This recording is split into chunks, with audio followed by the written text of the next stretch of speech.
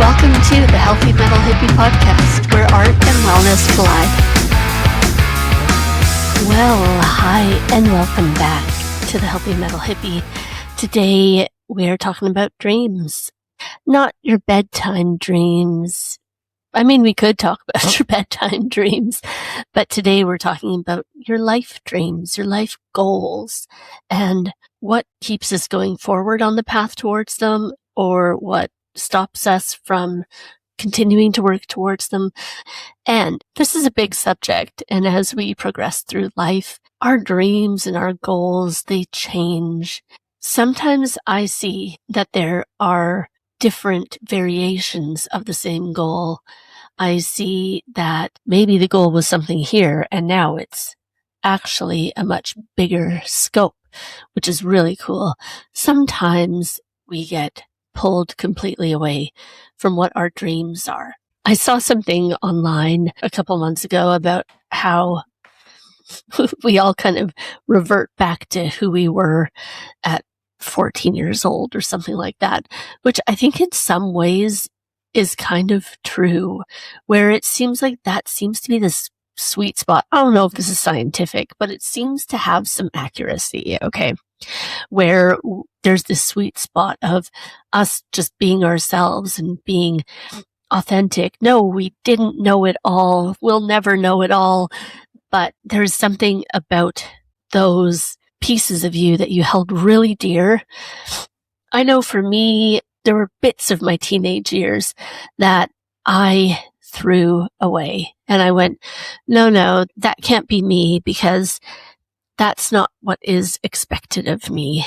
That wouldn't be proper, and that wouldn't be right. And I could never, oh goodness me, no, I could never.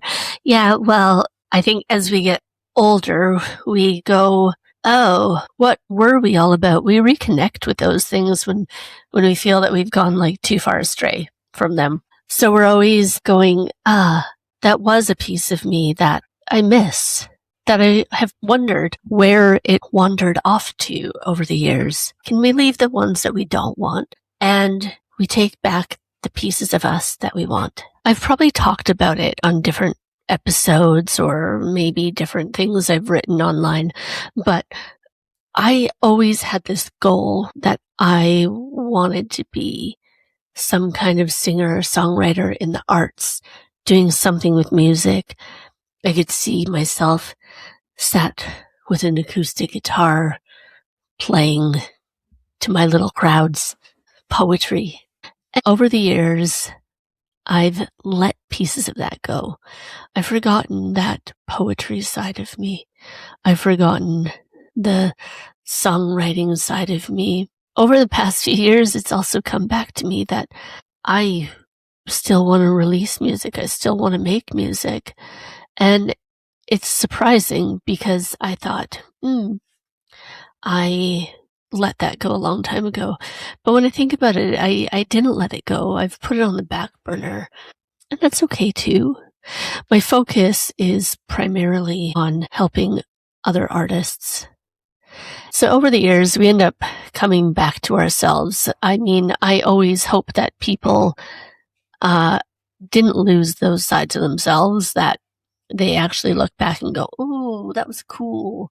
I hope that most people didn't. But if you are like me and you lost parts of that for various reasons, I hope that you are working to find it again. I think it comes down to our really deepest desires and what we want for ourselves and what we want out of life. And when we're maybe resetting our lives and planning for a new future, and we're planning for growth, I think it's really helpful to look back, reflect on those times, dig deep, reflect on who you were and who you are inherently, and what your actual big first dream was. For me, it was speaking to people's souls through music. And I'm sure on this podcast and different posts, different podcasts, you've heard me talk about that. I've just kind of always been that way, always writing, always creating. Along with it, it's come through so clearly and so simply that I want to be a part of the impact that art makes on people's well-being and people's lives, bringing positive change while working with all the people that I do. We can connect with that first dream and find that it is our self in our purest form. And probably that it goes a lot deeper than we even realized at the beginning. I still look at my dream, the first dream, the releasing music, the writing poetry, that, that side of me. I still look at it as expressing myself in a way that feels so open, so freeing, yet also so safe, and finding safety within that, where many times through various experiences in life, I felt that it was unable to do that. It was not safe to do that. It was not acceptable. But the best part is, as I continue through life, I do find myself more aligned with that person. The one that knows it's safe to speak up. The one that likes to poke a little bit, to make people think, to help myself grow, to challenge the norm, to think outside the box, to push and promote peace and love. As I talk about this, I also feel quite sad. I think about how many times we take away permission from ourselves, that we're not allowed to do certain things because whatever limits we've put on our own selves, or what we feel that other people have put on us, or what they actually have put on us. It's freeing when you're able to look at it and recognize those patterns and recognize the changes that you are making in them, and recognize that you can give yourself permission to continue with that first dream. You can give yourself permission to build new dreams. You can give yourself permission to build a whole damn new life if you want. And that's something that's so special. And it's like this second life. It's a second opportunity to take that first chance back, because those self-limiting beliefs, those barriers that we put upon ourselves, they're real, and they stop us from achieving all the things that we ever dreamed of. Something that keeps coming up for me is this reminder: don't let the voices in your head stop you from doing the things that you want to do. I think most of us out there are around to impact positivity, to impact change, to impact self-growth and community growth. Don't let yourself get in the way of that. And oh my God, do I ever? Yeah, I think we all do a little bit, whether it's imposter syndrome, whether it's not believing in yourself. Maybe you're just having a difficult experience at this point in your life. We are usually the first ones to get in the way of ourselves, even if we don't want to see it or admit it. I've had so many times in my last almost 39 years that I have been hit with different barriers for so many reasons.